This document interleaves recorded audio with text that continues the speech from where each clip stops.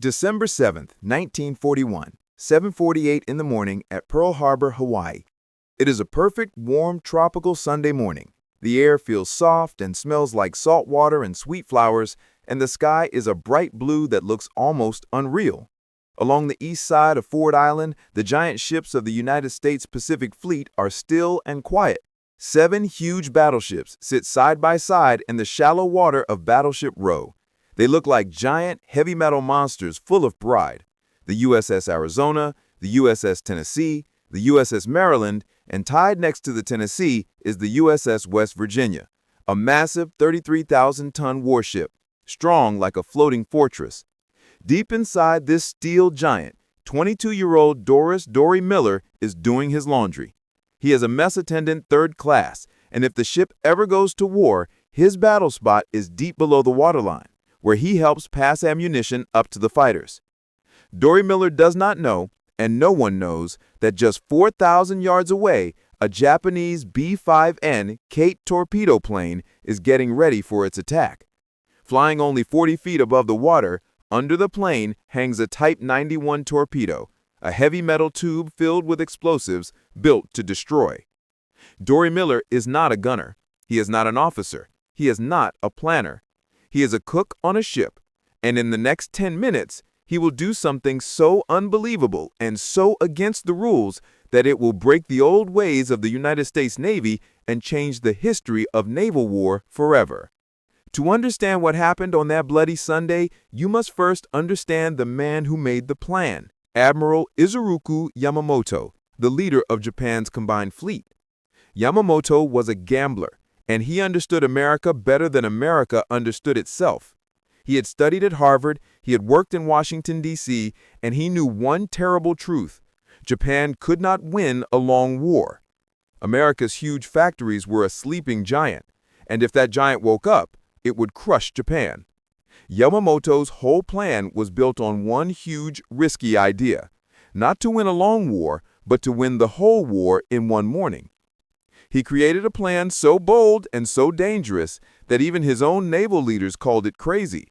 A 4,000-mile silent trip across the cold North Pacific, a secret group of 6 aircraft carriers, the Kido Butai, to launch a surprise attack and destroy the United States Pacific Fleet with one sudden strike. But there was one huge problem, and it was not the long trip, and it was not the danger of getting found. It was the water. This is where the experts were wrong. The United States Naval Command in Hawaii felt safe because Pearl Harbor is only about 40 feet deep, and a torpedo dropped from a plane in 1941 needed at least 75 and often 100 feet of water to drop down, steady itself, and arm. In a harbor only 40 feet deep, a normal torpedo would dive into the mud and fail.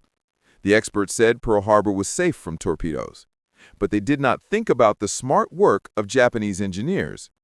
For months, these engineers worked in secret on a problem that seemed impossible, and they built the Type 91 Revision 2 torpedo.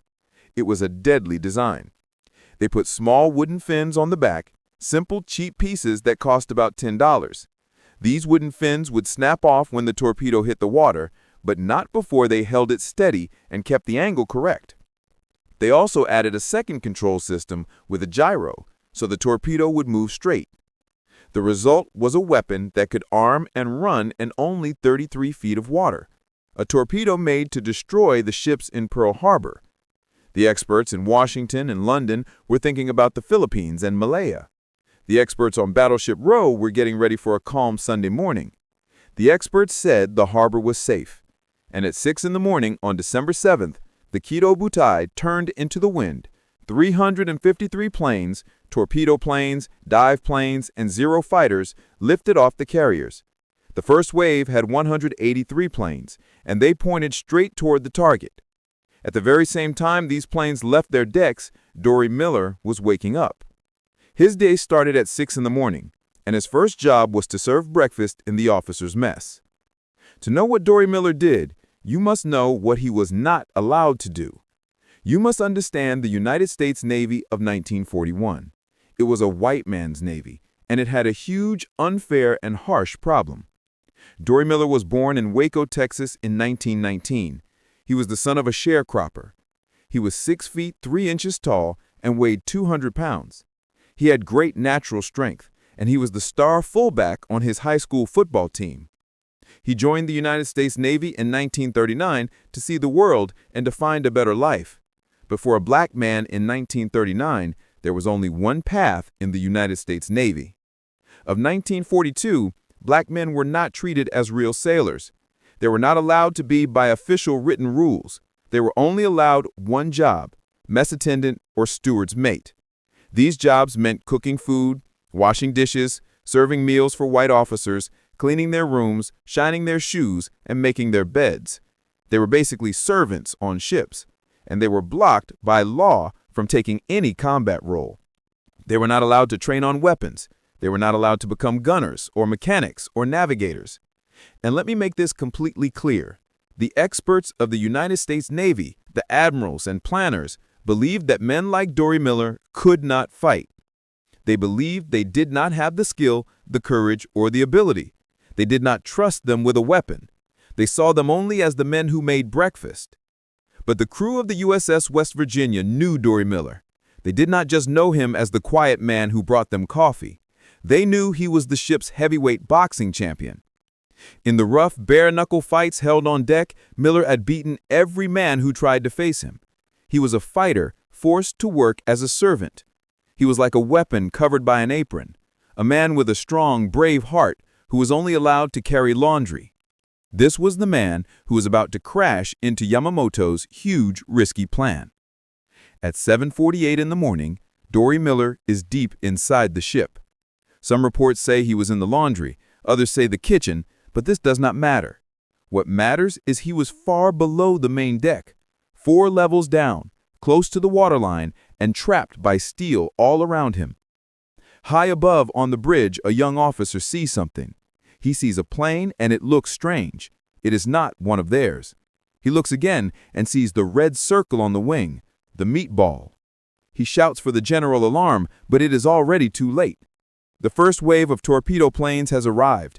These are not high-flying bombers. They are low, fast, and flying so close it seems almost like a suicide run. The Japanese pilots, the best in the world, can see the faces of the American sailors on deck.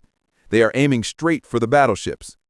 On the USS West Virginia, the alarms begin to scream. Sailors are running, confused, some still wearing pajamas. There is no time. There is no time. Dory Miller hears the alarm and moves toward his battle station, the ammunition magazine deep inside the ship. At 7:51 in the morning, the first Type 91 torpedo, the one with the wooden fins, hits the West Virginia's port side. The blast is huge. It rips a 20-foot hole in the ship, and at once, thousands of tons of harbor water, thick with oil, rush into the lower decks.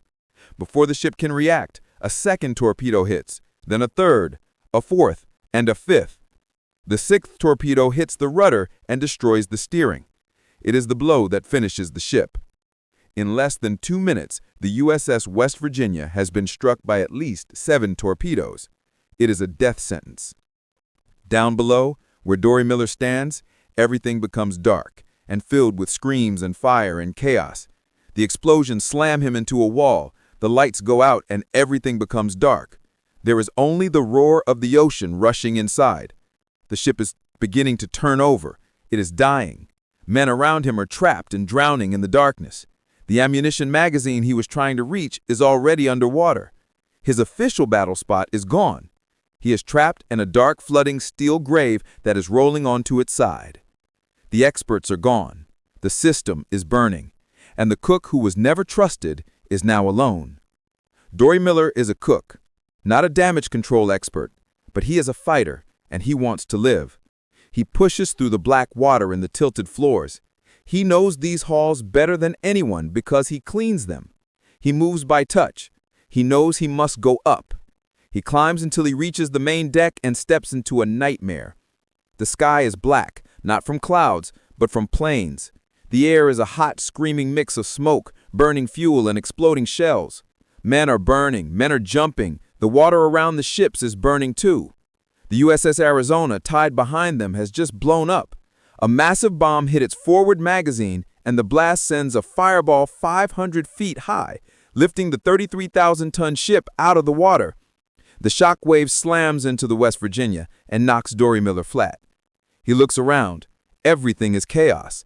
The ship's anti-aircraft guns are silent. Why is no one firing back?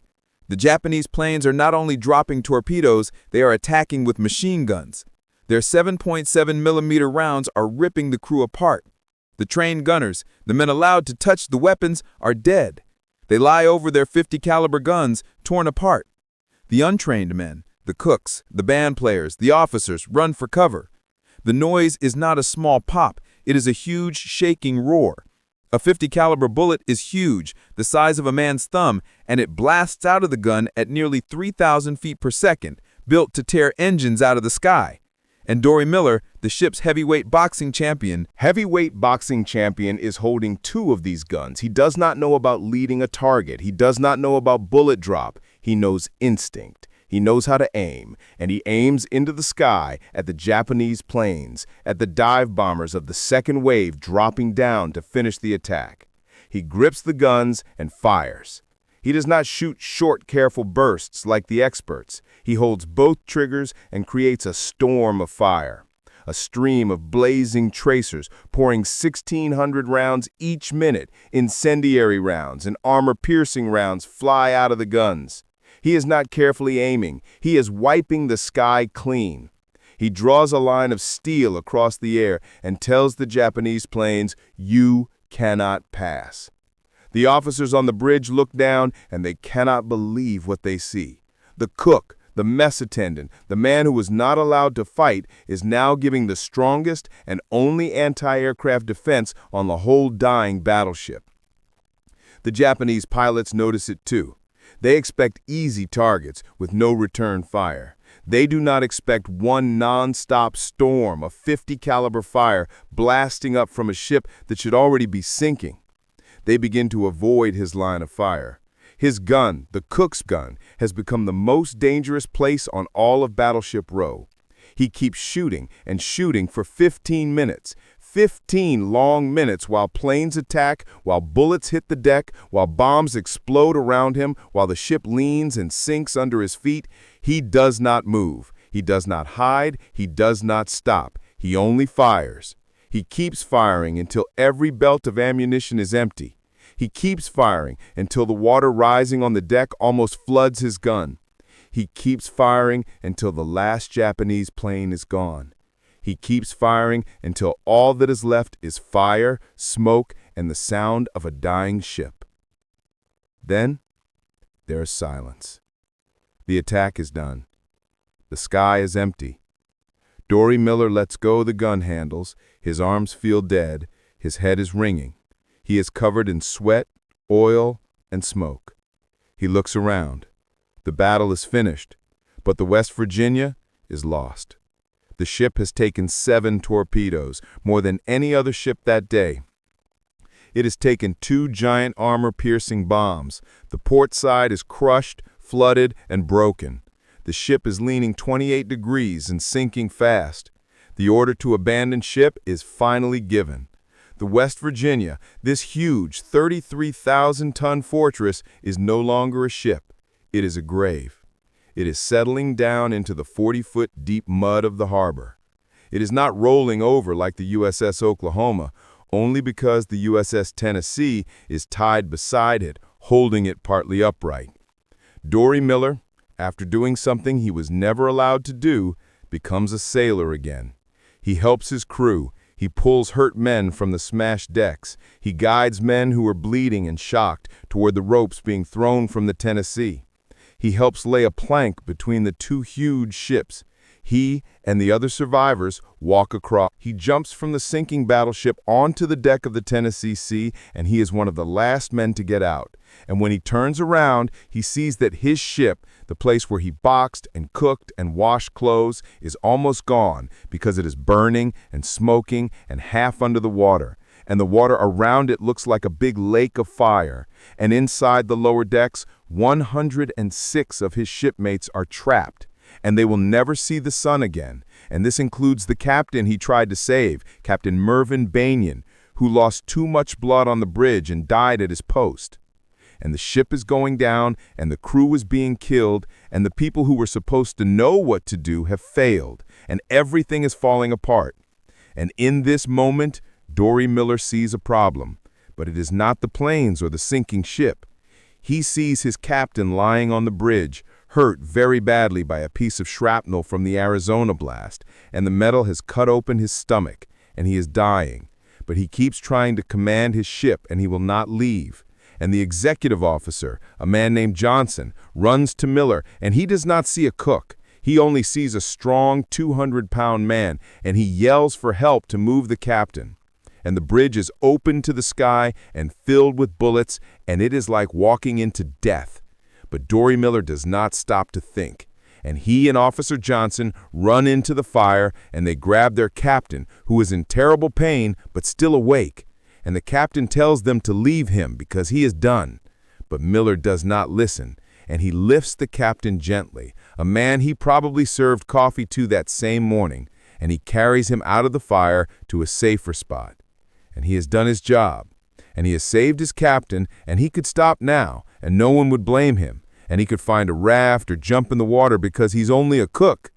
But Dory Miller does not stop, because he knows the planes are still coming and still shooting and killing his shipmates, and he knows the guns are still not firing.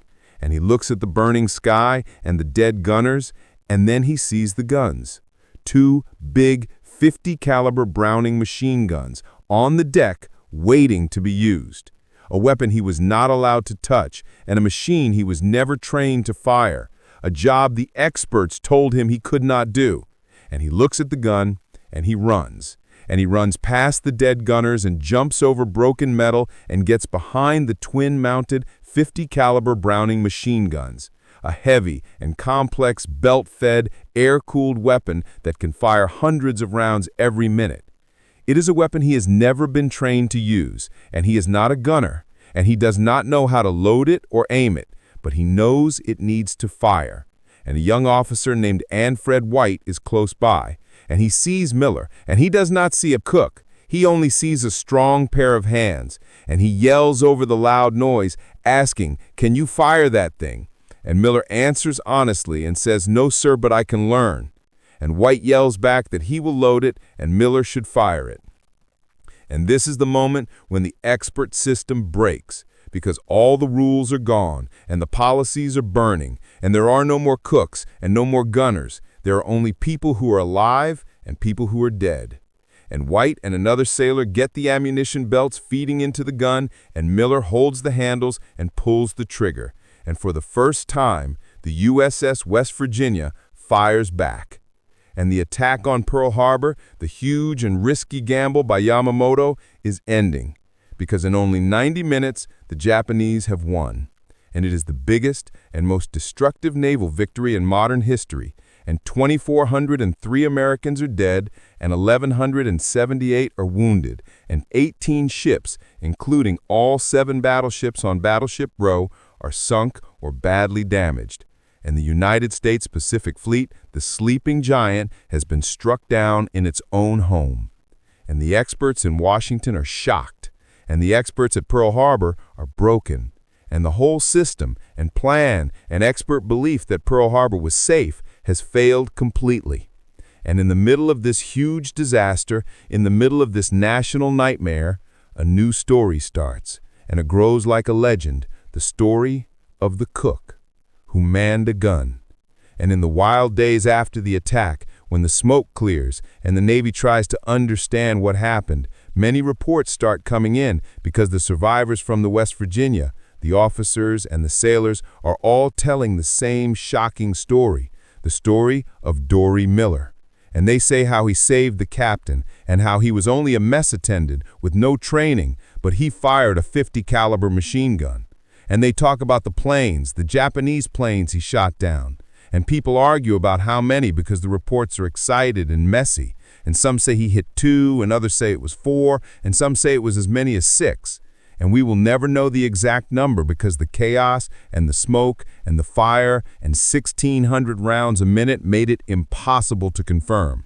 But the United States Navy, the same group that said Miller could only serve coffee, had a huge problem. They had a hero who was never supposed to be one. What do you do when your greatest hero from your worst defeat is the man your whole system was made to ignore? The Navy, the experts, the leaders had to make a choice. This was a fight for hearts and minds. America was broken, defeated, and humiliated. The people needed a hero, a good story from a day of total disaster, and the Navy had one. The problem? He was black in a segregated, racist America at war. The story of Dory Miller was not a story, it was a bomb. The experts, the politicians, the military said you could not and must not tell the public that a black man, a cook, was the hero of Pearl Harbor. It would break the system, upset the social order, and hurt the morale of the white troops. So the experts decided to bury the story. They tried to make Dory Miller disappear. The first reports praised an unnamed sailor, a Negro messman, for his bravery, but did not say his name. For months, the Navy refused to name him. They praised the heroes and listed the dead, but Dory Miller, the man who actually fought back, was erased. He was a forbidden hero. His action was too incredible for the experts to handle. They thought they could control the story. They thought they could just move on. They did not count on the power of the truth, and they did not count on the black press. A newspaper called the Pittsburgh Courier for the black community heard the story. They sent a reporter, Frank Bolden, and he started to investigate. He asked the one question the Navy did not want answered. What is his name? No. The Navy system had survived the Japanese attacks, but it was about to face something impossible. It could not stop a high school dropout who became a legend and a press ready to start a storm. The Pittsburgh Courier was not just a paper, it was a weapon aimed at the Navy experts. The Navy ignored it. They refused to talk. They classified reports. They hoped the story would die. But the Courier, led by executive editor Perkle L. Prattis, would not let it go. They were joined by the NAACP, the National Association for the Advancement of Colored People. The NAACP's executive secretary, Walter White, a man who could pass for white and had used it to investigate lynchings in the South, now turned all his investigative power on the U.S. Navy. The pressure grew from the press, from civil rights leaders, from senators. The story of the unnamed black hero was becoming a national problem. The experts in Washington had a war to fight. They did not have time for a social issue. But the story was now too big to hide. The Navy's expert system, built on a century of prejudice, could not hold. It had survived the Japanese torpedoes, but it could not survive the truth.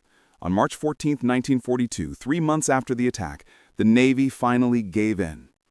They released the name Dory Miller, Mess Attendant 3rd Class. The story exploded in the black community. Dory Miller became a legend, a folk hero. He was a real-life John Henry, a man of amazing strength who had fought the machine. He showed that they were not just fit to serve, they were fit to fight. The Navy, now facing a huge public relations problem, had to make a second, even harder decision. The experts in Washington, the politicians, had failed, so the experts in the field took charge. Admiral Chester Nimitz, the new commander-in-chief of the Pacific Fleet, the man who replaced the failed command, was not a politician, he was a warrior, and he could see a hero when he saw one. On May 27, 1942, the flight deck of the aircraft carrier USS Enterprise. This was not just a ceremony. The Enterprise was only days away from sailing into the most important naval battle in history, the Battle of Midway. The ship was full of activity. Pilots were being briefed. Engines were being tuned. The war, the real war, was hanging on a thread. And in the middle of this high tension, before battle, Admiral Nimitz paused the work. He held a ceremony and called forward Mess Attendant Dory Miller. The press was there, the cameras were rolling. This was the Navy's expert surrender. Nimitz, the most powerful admiral in the Pacific, stood in front of the 22-year-old cook and personally pinned the Navy Cross on Miller's chest. The Navy Cross is the second highest award for bravery in the United States Navy, second only to the Medal of Honor. It is given for extraordinary heroism in combat. And on that day, it was the first Navy Cross given for heroism in World War II, awarded to a cook, awarded to a black man, by the Commander-in-Chief himself. The citation read, "For distinguished devotion to duty, extraordinary courage, and disregard for his own personal safety." In one moment, Admiral Nimitz, a man who understood the system, had broken it. He had officially and publicly declared that the Forbidden Act was an act of extraordinary heroism. But the story does not end there. Dory Miller was now the most famous black man in America. He was a superstar. The experts in Washington, the ones who had tried to hide him, now saw his value. He was pulled from sea duty, he was sent home to America, and sent on a war bond tour. This was the Navy's expert consensus in action again. They had a problem. Black American morale was very low. Why, they asked, should we fight for a country that treats us as second-class citizens? Why should we buy bonds for a Navy that will only let us be valets? The experts needed a symbol, and Dory Miller was the perfect symbol. He was put on posters, he was paraded through cities, New York, Chicago, his home in Waco, Texas. He gave speeches encouraging black Americans to buy war bonds, to enlist in a Navy that would still only let them be cooks. This was the sad irony. Dory Miller was a national hero who held the Navy Cross, and he was still a mess attendant. The experts had given him a medal, but had not changed his job. He was a hero in a cage. He was a warrior forced again to be a symbol. But his Forbidden Act had done something the experts could never take back. Because of the Dory Miller effect, because of the public pressure he had created, the Navy, in that same year, 1942, finally opened up other ratings. For the first time, black sailors were allowed to train as gunners, as mechanics, as radio men. Dory Miller, the cook, had not just fired a gun, he had fired the bullet that began the end of segregation in the U.S. Navy. That was his true, impossible legacy. Miller hated the war bond tour. He was not a politician, he was not a symbol, he was a sailor, he was a warrior, and his friends, his shipmates, were still out there fighting. He requested, he demanded to be sent back to sea to return to the war. In 1943, the experts finally agreed. His value as a symbol was fading. He was assigned to a new ship. This was not a mighty battleship. The USS Wiscombe Bay was a small escort carrier, a baby flat top of the Pacific. These ships were the workhorses, small, fast, and useful, but also very fragile. Built on merchant ship hulls, they had no heavy armor like a battleship. In reality, they were floating bombs, carrying fuel and explosives. By now, Dory Miller was famous among the crew. He had been promoted to cook third class, and his battle station was in the magazine. He was back to passing ammunition to the gunners, the job he had wanted at Pearl Harbor. In November 1943, the Wiscombe Bay was in the Gilbert Islands, supporting the brutal invasion of Tarawa, known as Operation Galvanic. Its mission was to provide air cover for the Marines fighting on the Peaches. It was the dangerous job. The ship was part of a task force surrounded by destroyers, and the experts thought they were safe, but they underestimated the enemy again. At 4:30 a.m. on November 24, 1943, Thanksgiving Day, it was pitch dark and the sea was calm. A Japanese submarine, the I-175, was hunting. Its commander, Tadashi Inada, was an experienced, patient killer. For hours he had been tracking the American fleet. He slipped past the destroyer screen, an almost impossible feat, and entered the protective ring of warships. Raising his periscope, he saw the perfect target, the USS Wiscombe Bay. Inada fired not one torpedo, but a spread of 4 deadly Type 95 Longlands torpedoes. They were silent and left no wake as they sped toward the carrier. On the Wiscombe Bay, the general quarters alarm had just sounded, not for torpedoes, but for the dawn patrol pilots. Pilots were arming planes, moving bombs, and running fuel lines. At that exact moment, the ship was like a 10,000-ton bomb waiting to explode. Deep inside, Dory Miller was at his post in the magazine, surrounded by explosives, ready for whatever came next. A lookout on the battleship USS New Mexico noticed something in the water, a shadow, a flicker. He shouted, "Torpedo wake!" But it was not aimed at his ship. It was heading for the Wiscombe Bay. One of the 4 torpedoes hit the ship right on the starboard side, behind the engine room. It struck the worst place imaginable, the aircraft bomb magazine where Dory Miller was stationed. The impossible happened again. The Wiscombe Bay did not just sink, it completely exploded.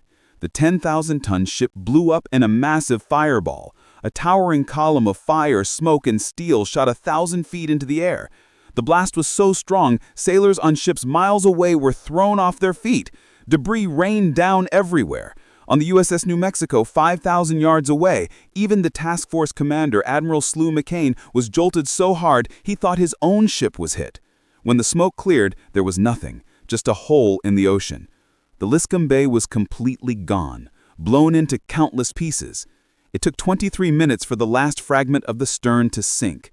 644 sailors died instantly, including Dory Miller, the heavyweight boxing champion, the hero of Pearl Harbor, the man who had been told he was only good for serving coffee. His body was never recovered. The Navy officials, the admirals, and historians could no longer ignore him. His impossible act became a permanent part of history. In 1973, the Navy launched a new 4,100-ton frigate. They could have named it after any famous admiral or expert, but they chose to honor Miller, a ship named for the man who had once been forbidden to touch a gun. In 2001, the Navy launched the USS Dory Miller, a Wasp-class amphibious assault ship. And in 2020, the Navy made history again, announcing that the next Gerald F. Ford-class supercarrier, the most powerful, most advanced, and most expensive ship ever built, a $13 billion nuclear-powered carrier, would carry the name USS Dory Miller. The USS Dory Miller will be the first supercarrier ever named after an enlisted sailor and the first named for a Black American. In another story, Thomas Lawson, the cook, had an incredible idea that solved an impossible engineering problem and saved 4,200 men. Dory Miller didn't fix machines or designs. He fixed a human problem. He showed the nation and the world that the so-called expert consensus was wrong. He proved that bravery doesn't care about rank, training, or skin color. Sometimes what decides victory or defeat isn't new technology, but one person seeing what the experts missed and having the courage to do something everyone said was forbidden. This story isn't just about World War II. It's about standing up to the system. Tell us in the comments, what was Dory Miller's most impossible act? Manning the gun or defying the system that tried to stop him? Your thoughts matter to us. If you like this hidden history, hit the like button. For more forbidden stories the experts tried to bury, subscribe and ring the bell so you never miss a video.